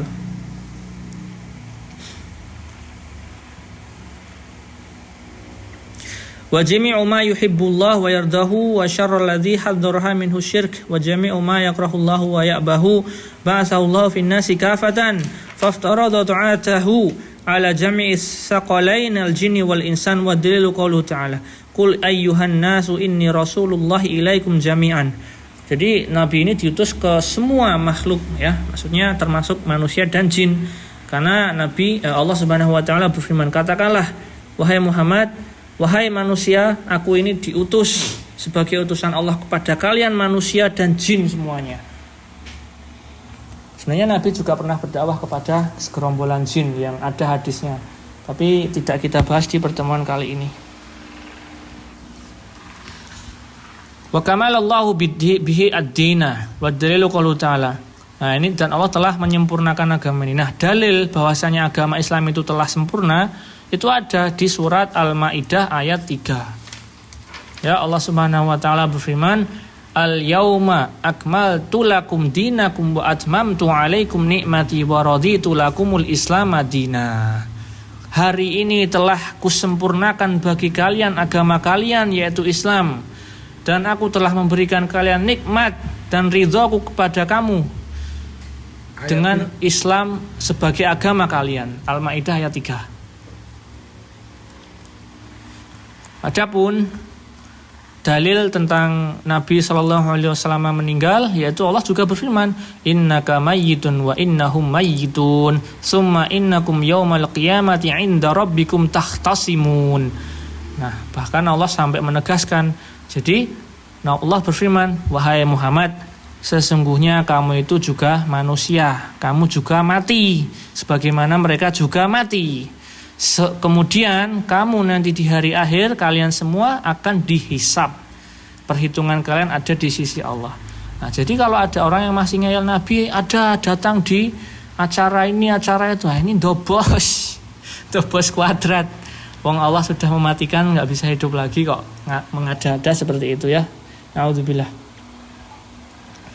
Wa nas idza matu yub'atsun wa dalilu qaulu ta'ala. Dan manusia itu kalau mati nanti pasti dibangkitkan. Dalilnya Allah berfirman, minha khalaqnakum wa fiha nu'idukum wa minha nukhrijukum taratan ukhra. Dari itulah kami menciptakan kalian. Nah, di dalam bumi itu nanti kalian akan kembali sebagai menjadi tanah, karena kalian juga diciptakan dari tanah. Dan di bumi itu pula kami akan keluarkan kalian, akan bangkitkan lagi kalian sekali lagi. Surat Toha ayat 55. Wa qauluhu ta'ala, wallahu ambatakum minal ardi nabatan summa yu'idukum fiha wa yukhrijukum ikhraja. Dan Allah Subhanahu wa taala menumbuhkan tanaman-tanaman di bumi, dan summa yu'idukum fiha, dan kalian juga nanti akan kembali ke situ dan keluar dari situ. Maksudnya dibangkitkan dari tanah menjadi seorang manusia lagi nanti di hari akhir untuk bertemu Allah dan akan dihisab. Barang siapa yang amalnya baik, wa amma man khaffat mawazinuhu fa ummuhu hawiyah. Wa amma man khaffat mawazinuhu fa huwa fi 'ishatin radiyah wa amma man khaffat mawazinuhu fa ummuhu hawiyah. Barang siapa yang amalannya itu baik, maka dia hidupnya bahagia. Barang siapa yang amalnya jelek, maka siap-siap dia akan ummuhu hawiyah. Tempat kembalinya adalah neraka hawiyah yang panas. Naudzubillah. Nas'alullah al-'afwa wal 'afiyah. Kemudian wa ba'dal ba'si muhasibun atau muhasabun wa majziyuna bi a'malihim. Dan setelah mereka dibangkitkan, mereka akan dihisab amal-amalnya. Allah Subhanahu wa taala berfirman, "Walillahi ma fis samawati wa ma fil ardi liyajziyal ladzina asa'u bima 'amilu wa yajril ladzi ahsanu bil husna." Allah Subhanahu wa taala, dan bagi Allah lah apa yang ada, dan semua yang ada di langit dan di bumi itu milik Allah, untuk menguji dan melihat siapa yang nanti amalnya itu jelek dan mengganjar orang-orang yang amalnya itu baik. Surat An-Najm ayat 31. Wa man kadzdzaba bil ba'tsi kafar. Dan barang siapa yang tidak beriman tentang adanya hari kebangkitan, maka dia kafir. Karena Allah Subhanahu wa taala berfirman, "Za'amal ladzina kafaru alla yub'atsu qul bala wa rabbi latub'asunna tsumma latunabba'unna bima 'amiltum wa dzalika 'alallahi yasir." Allah Subhanahu wa taala telah berfirman, orang-orang kafir itu berangan-angan atau berpikir bahwasanya kami tidak akan dibangkitkan nanti setelah mati. Menurut mereka itu kalau mati ya udah jadi tanah, wis ra ngerti bar kuwi kepiye. Qul, katakanlah Muhammad, bantahlah mereka, bala wa rabbi la tub'asun. Demi Allah kalian itu nanti akan dibangkitkan dan kalian akan dikabarkan tentang amal-amalan kalian, dan sesungguhnya hal itu sangat mudah bagi Allah Subhanahu wa taala. Surat At-Taghabun ayat 7.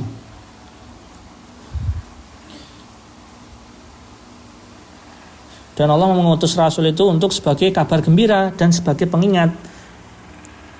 Allah Subhanahu wa taala berfirman, "Rasulan mubasyirina wa mundhirina li'alla yakuna lin-nasi 'alallahi hujjah ba'dar rusul." Dan kami telah mengutus rasul-rasul sebagai kabar gembira dan peringatan bagi orang-orang yang bagi manusia, agar sebagai saksi bahwasanya Allah telah menegakkan hujjah bagi mereka, sehingga mereka nanti di hari tidak bisa beralasan.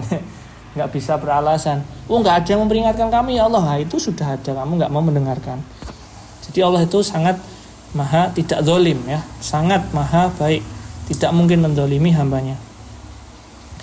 Ini masih panjang sekali, kita lanjutkan besok insyaAllah halaman 24. Kita sekian tutup dulu, mungkin ada pertanyaan yang ingin ditanyakan sebelum selesai, sebelum ditutup. Kemarin kita telah membahas mentafsir makna dari kalimat bismillah, jumlah bismillah.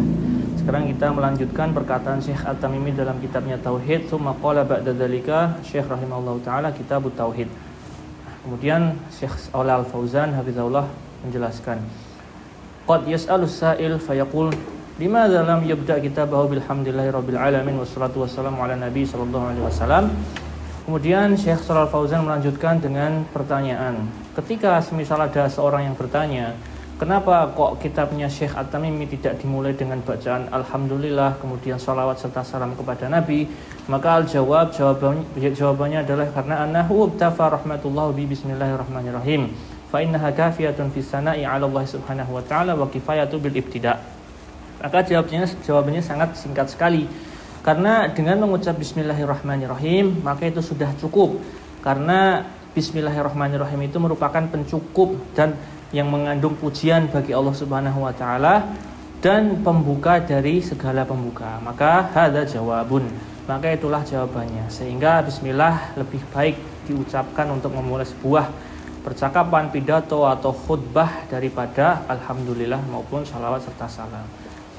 Wal jawabu tsani kama dzakara syarih al-alama Syekh Abdurrahman bin Husain bin Hasan rahimallahu yaqul indi nuskhatun bi khatil muallif fiha annahu bada'a hadzal kitab bi qawlihi alhamdulillahi rabbil alamin wassalatu wassalamu ala nabiyyina Muhammadin fa idzan yakunu fi hadhihi nuskhah jam'un bainal fadilatain al-bida'ah bi bismillahirrahmanirrahim wal bida'atu bilhamdulillahi rabbil alamin wa hadza akmalu bila syaqqin.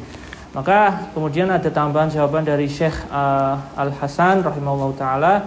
Beliau menambahkan, bagiku jika seorang itu menulis bismillah kemudian alhamdulillah, maka itu lebih lengkap dan lebih sempurna, wallahu a'lam.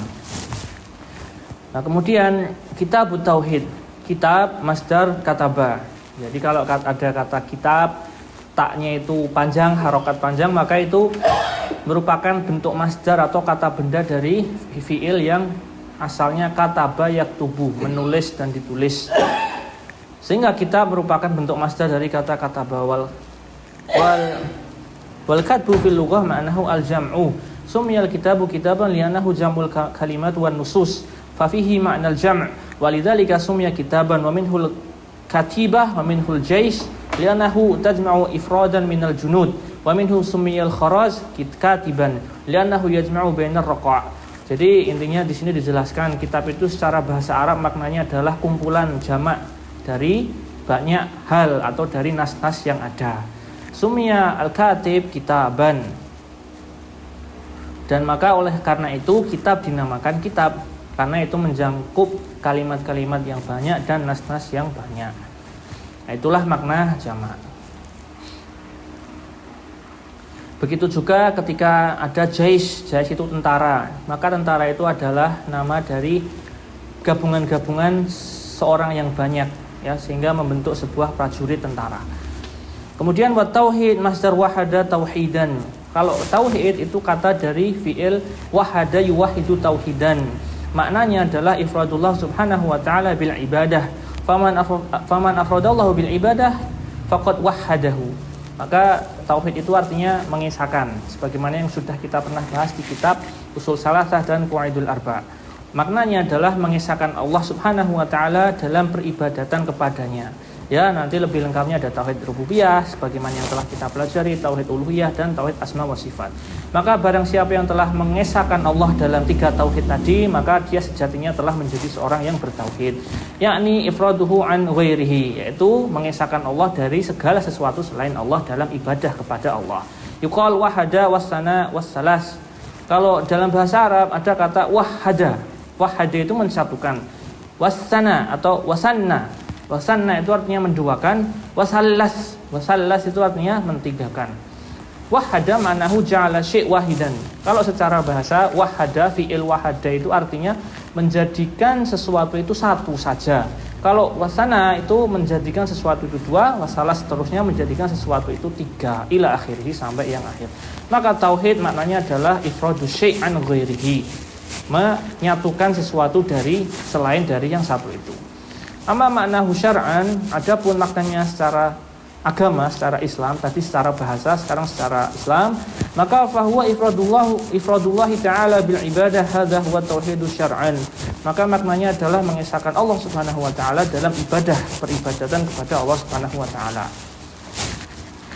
Dan wa tauhid itu salah satu anwa'in. Tauhid itu ada 3 jenis. Nah, dengan penjelasan yang singkat dulu karena nanti akan dijelaskan yang lebih panjang, maka inilah singkatan ringkasan dari Syekh Shalal Fauzan. An-naw'ul awwal, jenis yang pertama yaitu tauhidur rububiyah. Apa itu tauhid rububiyah? Wa huwa ifradullah ta'ala bil khalqi war rizqi wat tadbir wal ihya wal imatah wat tadbiril khalaiq. Hada tauhidur rububiyah, annahu la khaliqa wala raziqa wala muhya wala dara wala nafi illa Allah subhanahu wa ta'ala. Jadi maknanya tauhid rububiyah itu kita mengesahkan Allah subhanahu wa ta'ala dalam segala perbuatan khusus Allah subhanahu wa ta'ala. Jadi sebagaimana yang telah kita pelajari, kita meyakini bahwasanya Allah itu yang maha menghidupkan, yang maha mematikan, yang maha memberi rezeki, itu satu-satunya Allah Subhanahu wa taala. Nah, ini namanya tauhid rububiyah. Ya, tidak ada yang menciptakan selain Allah, tidak ada yang memberikan rezeki secara benar-benarnya selain Allah, tidak ada yang bisa memberikan manfaat atau mudarat kecuali Allah. Ini tauhid rububiyah, dan semua perbuatan-perbuatan khusus Allah Subhanahu wa taala. Hada yusama tauhidur rububiyah. Maka ini namanya tauhid rububiyah, bahwa tauhidihi bi af'alihi subhanahu wa ta'ala, mengesahkan Allah dalam segala perbuatan khusus bagi Allah Subhanahu wa taala. Fala ahadun yakhluqu ma'allah wala ahadun yarzuqu ma'allah wala ahadan yuhyi wa yumitu ma'allah Subhanahu wa taala. Maka tidak ada seorang pun yang menciptakan bersamaan dengan Allah, yang menghidupkan bersamaan dengan Allah, yang memberikan rezeki, ya, secara maksudnya yang benar-benar memberikan rezeki bersama dengan Allah. Hanya Allah yang maha memberi rezeki, menghidupkan, mematikan, menghidupkan, dan yang lain sebagainya. Wa hadha nau man aqarra bihi wahdahu la yakunu musliman. Dan jenis tauhid rububiyah ini, sebagaimana yang telah kita pelajari di kitab Qawaidul Arba, orang yang mengakui tauhid ini saja belum cukup, belum memasukkan dirinya dalam Islam. Li'annahu qad aqarra bihil kufar, karena orang-orang kafir zaman Nabi SAW juga mengakui tauhid rububiyah ini, akan tetapi Rasul SAW tetap memerangi mereka. Kama dzakarallahu jalla wa ala fil Qur'ani fi ayatin katsiratin, sebagaimana yang telah Allah jelaskan dalam banyak ayat-ayat di Al-Qur'an, di antaranya wala in sa'altuhum man khalaqas samawati wal ard la yaqulunallah. Dan ketika kamu bertanya kepada mereka orang-orang kafir itu, siapa yang menciptakan langit dan bumi, maka mereka akan menjawab Allah. Allah juga berfirman, qul man yarzuqukum minas sama'i wal ardi amman yamlikus sam'a wal absar wa man yukhrijul hayya minal mayyit wa yukhrijul mayyita minal hayy wa man yudabbirul amr fasayaquluna Allah afaqul afala taqilun afala tattaqun.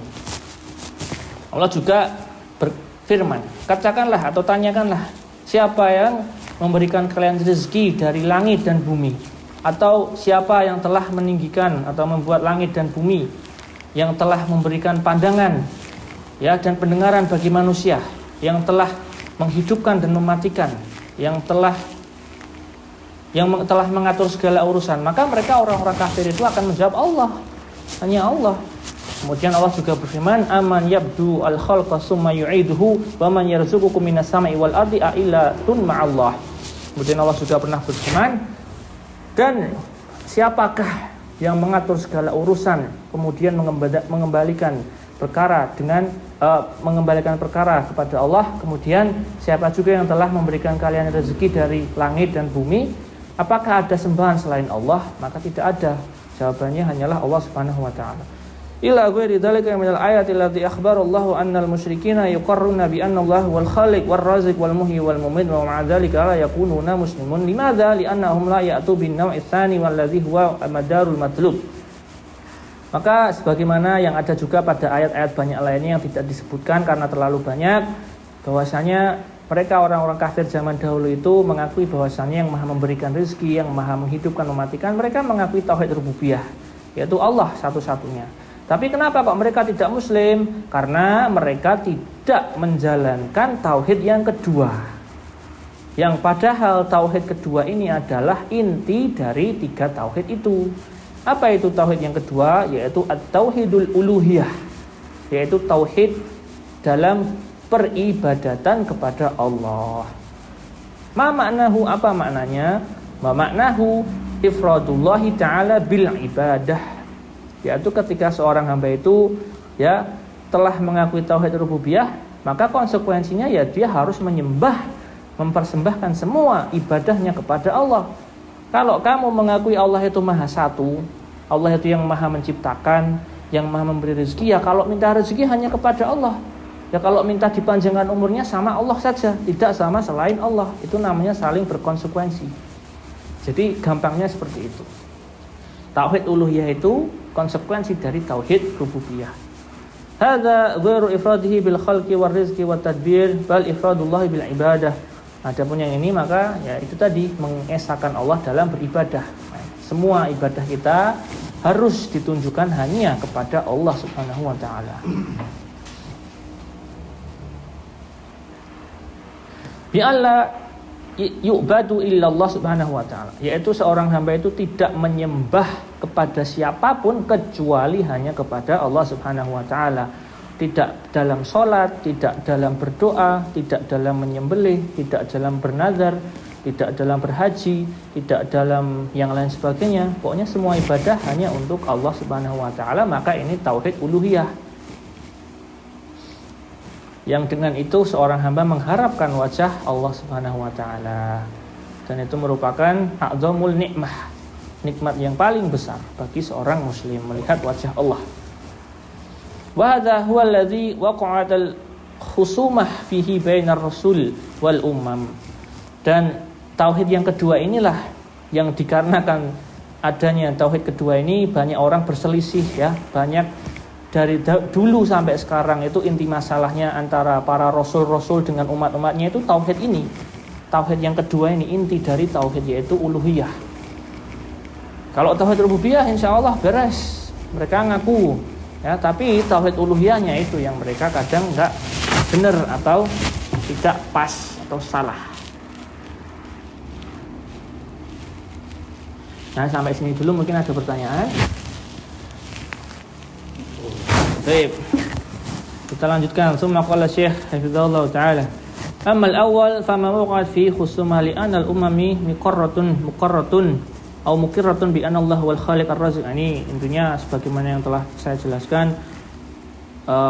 Kenapa kok banyak sekali ya terjadi hal tadi, pertengkaran antara Rasul dan umatnya? Ya karena tadi mereka semua itu ya meyakini tauhid rububiyah, tapi masalahnya setelah mereka meyakini tauhid rububiyah, mereka tidak mengamalkan tauhid uluhiyah.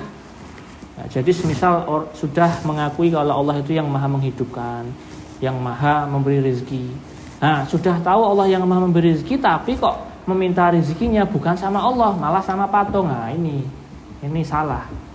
Ya, kalau kamu mengakui Allah itu yang maha memberi rezeki, ya kalau berdoa tauhid uluhiyah ya hanya kepada Allah, minta sama Allah, begitu kurang lebih. Ini saya ringkas karena biar nggak kepanjangan.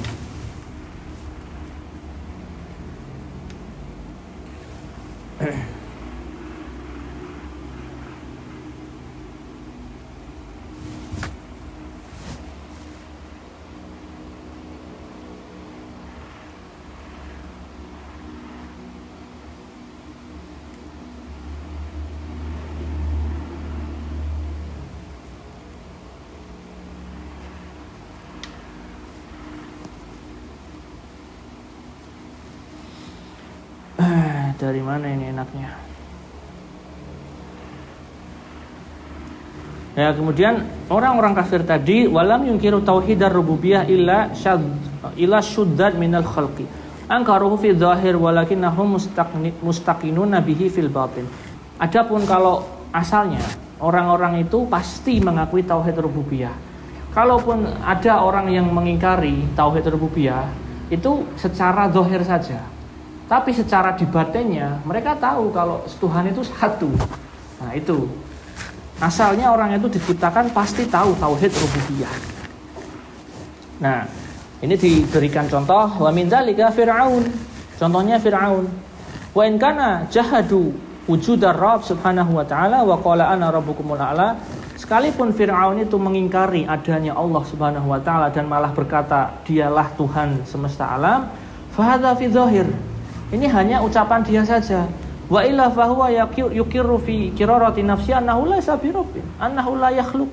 Tapi sejatinya di hati Fir'aun itu dia tahu dia itu enggak menciptakan, enggak memberikan rezeki. Wa inna ma fi qirarati nafsihi ya'tarifu bi anna Allah wal khaliq ar-raziq. Dan dia sejatinya di hatinya Fir'aun tahu kalau yang memberikan rezeki, yang menciptakan itu Allah. Nah, itu. Wa kadzalika asy-syu'iyah fi isranil hadir jahadu lirrabb hadza fi dzahir wa ila kullu aqil ya'lam anna hadzal kaun ma wujida min duni khaliq wa min duni mudabbir wa min duni mawjid abadan kullu aqil ya'tarifu bi tauhidir rububiyyah. Maka intinya secara asalnya orang yang berakal, yang sehat akalnya, enggak didoktrin, itu pasti tahu kalau seluruh alam semesta ini ada penciptanya, ada yang menciptakan, yaitu Rabb Allah. Itu asalnya orang itu tahu tauhid rububiyah. Nah, ini cuma menjelaskan bukti bahwasanya tauhid rububiyah itu hal yang masuk akal. Adapun yang mengingkarinya itu secara zahir saja. Amma tauhidul uluhiyah wal ibadah fa hadza qalla minal khalqi man aqarra bihi ma aqarra illa mu'minun ittiba'i Rasul alaihi salatu wasalam. Adapun kalau tauhid ibadah uluhiyah, maka enggak semua orang ya bisa mengamalkan ini. Hanya orang-orang yang mukmin, yang beriman kepada Allah, yang mengamalkan tauhid uluhiyah, yang mereka mengikuti Rasul sallallahu alaihi wasallam. Humul ladzina aqarru bih, merekalah orang-orang yang meyakini tauhid uluhiyah dan mengamalkannya. Amma umumul kufar fa innahum yunkiruna tauhidul uluhiyah bimana annahum la yufiduna Allah bil ibadah hatta wa in aqarru bin naw'il awwal wa huwa tauhidur rububiyah fa inna abdu lahab bi ba'di anwa'il ibadah. Jadi asalnya orang-orang kafir itu enggak ada yang melaksanakan tauhid uluhiyah. Karena kebanyakan orang-orang kafir itu mereka hanya mengakui tauhid rububiyah saja. Tapi dalam urusan beribadah mereka ya berbuat syirik, tidak bertauhid hanya kepada Allah. Ya, mereka menyembah kepada selain Allah Subhanahu wa taala. Apa sebabnya mereka rububiyah? Ya karena wallahu a'lam tidak ada petunjuk dari Allah atau mungkin mereka belum mendapatkan hidayah. Mungkin dia menganggap, mungkin mereka menganggap itu yang benar. Terlalu jauh. Nah, perlu prasara. Nah, itu kan kembali kepada pelajaran yang telah kita pelajari di Qaidul Arba, kaidah ketiga. Orang-orang zaman dahulu kafir itu menyembah sembahan-sembahan mereka itu dengan alasan untuk mendekatkan diri mereka kepada Allah. Padahal itu salah. Padahal kalau justru mau dekat langsung kepada Allah Subhanahu wa taala. Bahkan di dalam hadis itu ada yang pernah disebutkan Nabi sallallahu alaihi wasallam yang maknanya kama qol, jika seorang hamba mendekat dengan sehasta, Allah mendekat dua hasta. Kalau seorang hamba itu mendekat berjalan, Allah mendekati hambanya seakan-akan seperti berlari. Itu menunjukkan bahwa Allah itu mudah didekati dan sangat dekat. Allahu a'lam. Intinya kita disuruh berusaha, nggak usah riwil, nggak usah ngiyik. Takon terus nanti kaya kuwi kaum Bani Israel dikon nyembelih sapi malah takon sapine opo, akhirnya repot iki. Walihadza lima qala lahumun Nabi sallallahu alaihi wasallam qalu la ilaha illallah la ilaha illallah tuflihu. Walihadza maka dari itu tadi ketika Nabi sallallahu alaihi wasallam pernah bersabda katakanlah la ilaha illallah agar kalian beruntung, itu maknanya kamu mengakui tauhid rububiyah tapi kamu juga harus mengamalkan tauhid uluhiyah, seperti itu. Qalu, Allah Subhanahu wa taala berfirman, aj'alal alihah ilahan wahidan inna hadza la syai'un ujabun wa antalaqal mala'u minhum anim. Ini panjang sekali, tidak usah saya teruskan. Intinya bahwasanya ini bukti bahwasanya hendaknya seorang hamba itu kalau mengakui tauhid rububiyah harus segera melaksanakan tauhid uluhiyah. Karena kalau hanya meyakini tauhid rububiyah, orang-orang kafir juga mengakui tauhid rububiyah, tapi kalau tidak mengamalkan tauhid uluhiyah maka belum masuk Islam. Fahum abau an yaqulu la ilaha illallah. Intinya mereka orang-orang kafir itu ya enggak paham makna la ilaha illallah sehingga mereka enggak bisa mengamalkannya. Lah enggak paham kok bagaimana mau mengamalkannya. Ma'anahum ya'tarifuna bi tauhid rububiyah. Meskipun dengan demikian mereka tahu tauhid rububiyah. Aneh toh? Ditanya siapa yang menciptakanmu? Allah. Siapa yang memberikan kamu rezeki? Allah. Nah, kalau gitu afala taqilun, afala tattaqun. Kalau kamu tahu kayak gitu, kenapa kamu enggak bertakwa kepada Allah? Kenapa kamu enggak menyembahnya kepada Allah? Nah, itu akhirnya mereka malah menyembah kepada selain Allah. Padahal yang benar hanya menyembah kepada Allah Subhanahu wa taala.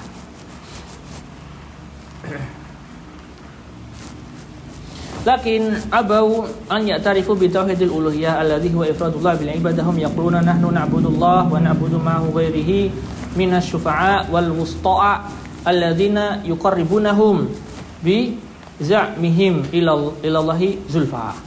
Nah, mereka beralasan, lah kami itu menyembah sembahan-sembahan selain Allah itu agar mengharapkan syafaat dan mengharapkan perantara agar kami bisa lebih dekat, didekatkan mereka kepada Allah Subhanahu wa taala karena mereka itu dekat sama Allah, karena mereka itu soleh. Nah, ini alasan mereka.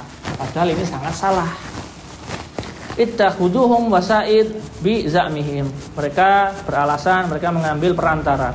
Wa bau an yufridullah jalla wa ala bil ibadah, dan mereka tidak mau mengamalkan beribadah kepada Allah Subhanahu wa taala.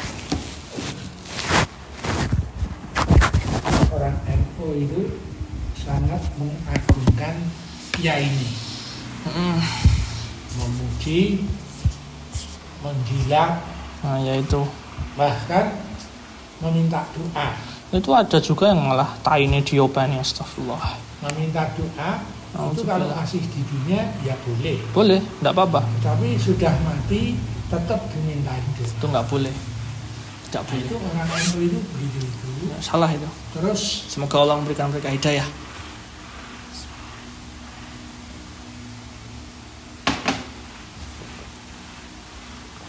wah, berduyun-duyun rombongan.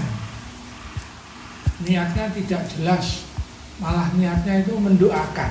Terus akhirnya dia juga kesadaran meningkat menjadi mendoakan. Ini pertanyaan masih seiring nih meningkat. Ya, kalau bisa singkat jelas ya, jangan bertele-tele. Mengapa kita mengirim selawat kepada Nabi? Karena Allah memerintahkannya, ya ayyuhalladzina amanu shallu alaihi wasallimu taslima. Selesai. Aku neng asrama ini Tanya yang kalau tanya di kajian itu yang singkat, jangan bertele-tele kalau bisa. gue ada heran itu. Akhirnya aku menjawabkan karena kita cinta pada Rasul. Nah, ya. Wong Muhammad itu sudah Sallallahu alaihi wasallam. dijamin surga. Ya, intinya apa? Ya gue mau. Karena kita cinta kepada Rasul, maka kita membaca. Terus intinya? Udah itu kunci. Intinya? Terus kemudian orang NU itu karena cintanya kepada Kiai mendoakan. Nah, ya mendoakan boleh, masya Allah, alhamdulillah, bagus. Yang nggak boleh itu minta didoakan padahal dia sudah mati. Kalau dia masih hidup boleh, nggak masalah.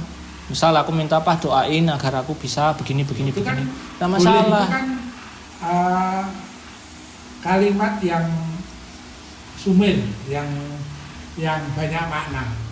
Prakteknya nih, kalau Nabi Wera katakanlah intinya ngeyel. Kalau Nabi Wera min selawati sidik, kalau Gus Dur we bis-bisan. Ayo wes itu kan salah. Salah nih kok ora disalahke. Salah kira sapa? Ya ora kiai-kiai NU. Nah, ya karena mereka pengen malah kayak gitu, karena mereka nggak paham sunnah. Kalau orang paham sunnah pasti nggak mau digitu-gituin. Selesai. Wallahu a'lam. Ya sudah selesai. Nggak ada masalah. Ayo. Ini kok masyarakat kok begitu. Nah, karena mereka belum tahu, maka dari itu kita harusnya yang tahu ya berdakwah, mengajarkan ke masyarakat dengan baik, sabar. Neng masalah susah, berdakwah itu juga tidak mudah. Kembali ke pelajaran surat Al-Asr, wa tawassaw bil haqqi wa tawassaw bis sabr. Harus sabar dalam menjalankan semua itu. Belajar, dakwah juga sabar. Ini kudu sabar. Nek langsung ngomong rawon NU ngene iki engko digebuki, nek wong NU luweh akeh. Nek wong NU luweh sithik engko digrenengi, digersuloni. Ayo sabar. Kadang malah didiamkan, mungkin sampai 3 tahun baru diingatkan lagi. Wallahu a'lam. Intinya minta tolong itu juga ada pembahasannya nanti di kitab ini, di bab akhir-akhir itu. Meminta tolong yang seorang hamba itu mampu maka boleh selama hamba itu masih hidup ya. Tapi yang nggak boleh itu meminta tolong sesuatu yang seorang hamba itu nggak mampu. Contoh minta hujan. Nah kalau minta hujan hamba yang nggak bakal mampu toh menurunkan hujan. Minta ikut didoakan. Ya nggak apa-apa, kan itu mampu. Dan hidup ya. Ya dan hidup. Yang nggak boleh itu pertama ketika hidup nggak boleh minta yang itu kekhususan Allah. Contoh minta hujan, nah, itu kekhususan Allah, maka nggak boleh minta sama makhluk, hanya minta kepada Allah Subhanahu Wa Taala. Kalau yang kedua sudah mati, ya kalau sudah mati sudah terputus kehidupannya dari dunia, nggak boleh dimintai apa-apa, nggak bisa apa-apa. Kalau dia tetap minta sama orang yang sudah mati, artinya dia berdoa mempersembahkan ibadah kepada selain Allah, padahal ibadah berdoa itu hanya boleh dipersembahkan kepada Allah Subhanahu Wa Taala, karena itu sudah di luar kemampuan seorang hamba itu. Wallahu a'lam. Nanti insya Allah akan kita pelajari pada bab selanjutnya itu nanti sampai. Kemudian kita lanjutkan Sumakola rahimahullah ta'ala, melanjutkan hafizahullah ta'ala. Sampai mana tadi?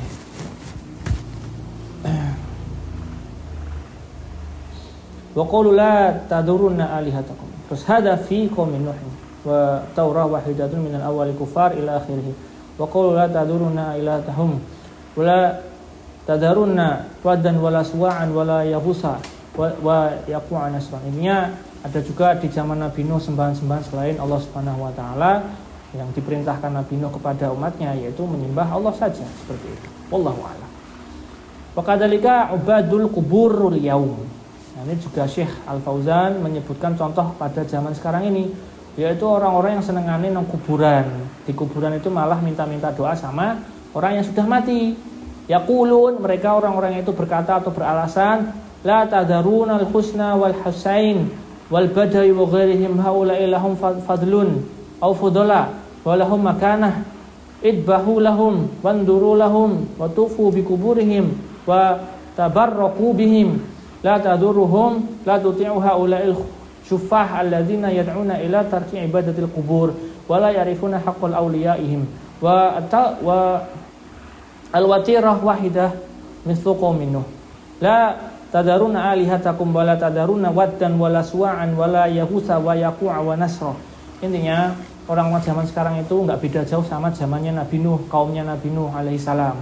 Ya, orang-orang yang suka menyembah di kuburan itu malah berkata dan berdakwah, kamu itu orang-orang yang bertauhid enggak tahu tentang keutamaan orang-orang yang kami sembah ini di kuburan. Mereka itu punya kedudukan, mereka itu orang-orang yang utama, ya. Mereka itu ada kedudukan tinggi di sisi Allah. Padahal dari mana juga mereka tahu mereka punya kedudukan tinggi di sisi Allah. Hanya Nabi yang punya kedudukan tinggi di sisi Allah, sama sahabat sama yang disebutkan Allah dan Rasulnya, bukan dari asal mulut mereka itu, gitu loh. Maka mereka orang-orang yang penyembah kubur itu berkata, maka sembelihlah untuk Husain itu, untuk Abdullah, Syekh Abdul Qadir Jailani.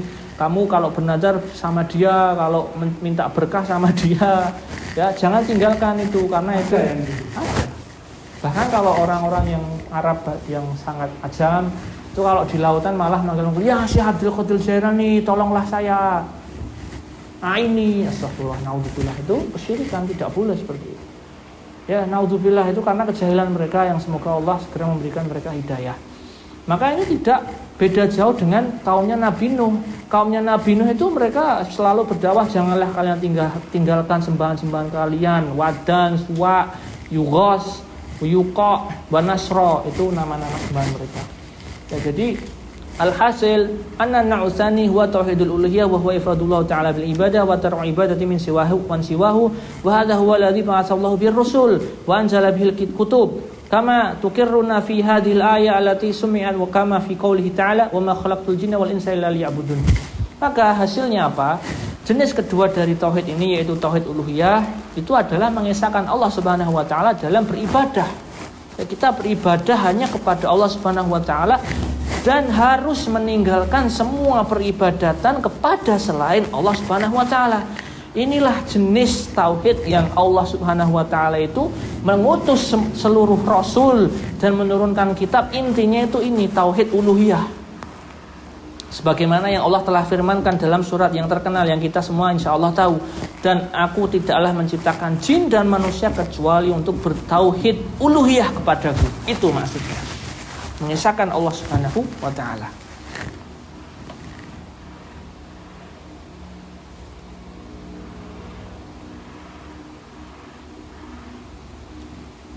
Qala illa liyuqarru bi anni ana rabb li anna hadha mawjudun.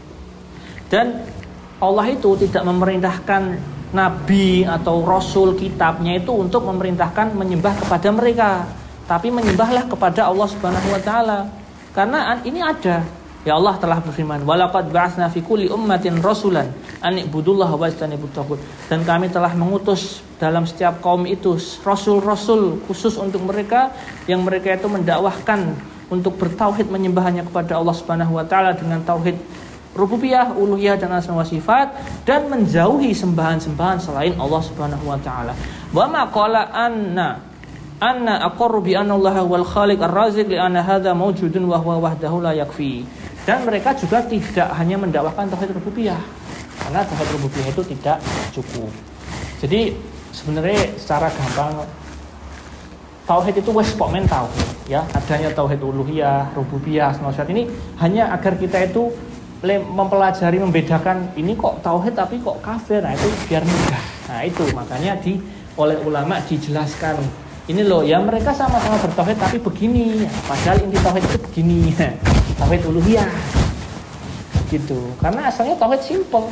Kamu ya tauhid rububiyah, ya tauhid uluhiyah, ya tauhid asma wa sifat.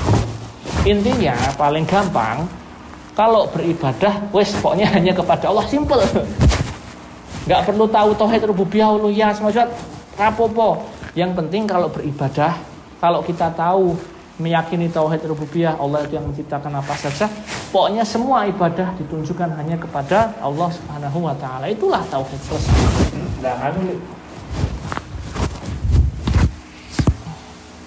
Tauhid apa-apa Allah taala. Dungo Allah taala, nuwun Allah taala. Uripe suwe 50 tahun. Ora diwai-wai. Yo diwai mestine. Hah? Ya mesti diwai. Nek ra diwai ya mesti di akhirat, karena ada hadisnya Nabi sallallahu alaihi wasallam yang artinya wallahu alam. Itu yang bikin orang itu menjadi tidak. Itulah fitnah. Itulah fitnah, ujian. Lah masa cuman berkata amantu billah terus selesai semua? Oh ya enggak. Justru karena kamu beriman itu kamu diuji, dan bahkan Nabi pernah bersabda, sesungguhnya kalau Allah mencintai suatu kaum, Allah akan mengujinya. Apa ya malah? Nah ya justru itu, masuk Islam itu perkaranya gampang kok, ya susah, diuji. Maka dari itu harus bersabar, tapi pahalanya surga. Leo gampang, orang mau cari harta haram silahkan, tapi nanti masuk neraka. Ya tapi kan terserah Allah. Memang kamu Allah ngatur-ngatur Allah. Oh Allah aku kudu neng ini. Ya nggak bisa. Kita hanya bisa berdoa, berusaha berikhtiar. Perkara mau diberikan sekarang alhamdulillah, nanti alhamdulillah. Kalau enggak ya di hari akhir nanti akan dibalas dengan ganjaran yang banyak. Itulah orang mukmin, bersabar, bertawakal, berserah diri kepada Allah. Orang malah ngatur-ngatur. Iki aku ingin ya Allah, ini ya sapa kowe. Nah, dan yang terakhir harus sabar. Awal masalah orang-orang berbuat syirik itu karena tidak sabar. Yang pertama karena jahil, tidak tahu tauhid. Yang kedua karena tidak sabar, sehingga mereka banyak pesugihan, minta-minta sama, hanya karena ikut-ikutan. Ayo minta sama itu, nanti kalau di kuburan Nabi bawa surat nanti dikabulkan loh. Padahal dikabulkan itu ujian dari Allah, menguji kamu itu imannya benar apa tidak. Kalau orang-orang yang imannya tidak benar terfitnah, seperti nanti di akhir zaman ada Dajjal. Dajjal itu nanti orang-orang mau minta sama Dajjal, langsung dikasih sama Dajjal, diberikan Allah Subhanahu wa taala izin untuk bisa seperti itu, karena itu untuk fitnah, untuk menguji umat manusia. Yang beriman dia akan lari mengungsi karena tidak mau terfitnah. Yang kurang kuat imannya naudzubillah akan menjadi hambanya Dajjal, naudzubillah. Maka dari itu kita setiap kali habis sholat diminta Nabi SAW diajari untuk meminta pertolongan dari 4 perkara. Allahumma inna na'udzubika min adzabi jahannam wa min adzabil qabr wa min fitnatil mahya wal mamat wa min syarri fitnatil masiihid dajjal. Ya Allah, kami berlindung kepadamu dari azabnya api neraka, azab kubur, fitnah dunia dan hari akhir nanti, dan hari mati. Yang terakhir fitnahnya Dajjal. Ini makanya Nabi mengajarkan kita ini karena sangat dahsyat fitnah dari Dajjal. Wallahu a'lam. Kemudian ya memang seperti itu. Memang setan lawan pendidikan sekolah misal ya. Arab buri wetan kulon joban jeruk. Ya saya ini mending lah, zaman sahabat lebih ngeri lagi. Kalau zaman sahabat malah lebih ngeri lagi. Bilal tuh disiksa, bener-bener disiksa, mau distenggiling digini, tapi dia tetap kuat tauhid.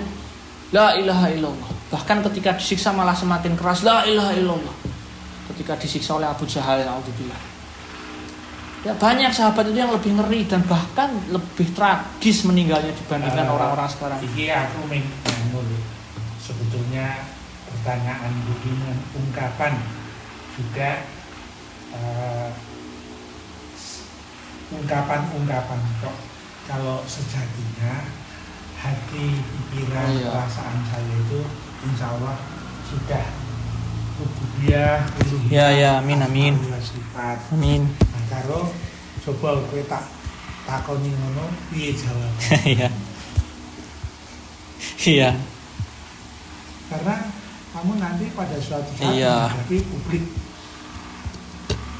Ya tapi kalau tanya sama ustadz yang beneran ustadz, nggak boleh kayak gitu, tanya hanya untuk mengetes ustadznya, itu bukan adab yang baik. Tapi karena aku anaknya papa nggak apa-apa, terserah.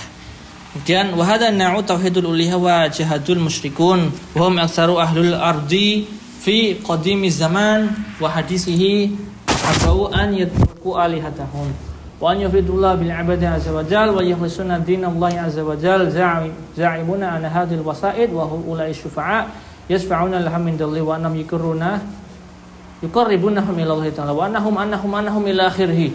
Intinya saya menjelaskan terakhir. Nah, jenis tauhid yang uluhiyah inilah yang kebanyakan orang-orang musyrik, orang-orang kafir itu mengingkari. Kebanyakan mereka itu orang-orang zaman dulu sampai sekarang pasti ada, nggak mau disuruh meninggalkan sembahan-sembahan mereka dengan alasan sembahan-sembahan mereka itu malah mendekatkan kepada Allah Subhanahu wa taala, karena itu sebagai penengah lah, minta syafaat lah, annahum dan mereka alasan-alasan yang lain. Dan Allah Subhanahu wa taala juga berfirman, wa zayyana lahumus syaitanu a'malahum fasaddahum 'anis sabili wa kanu mustabsirin. Nih, dan syaitan itu menghiasi perbuatan-perbuatan mereka yang salah itu sehingga mereka jauh dari jalan yang benar dan malah merasa benar. Wallahu a'lam.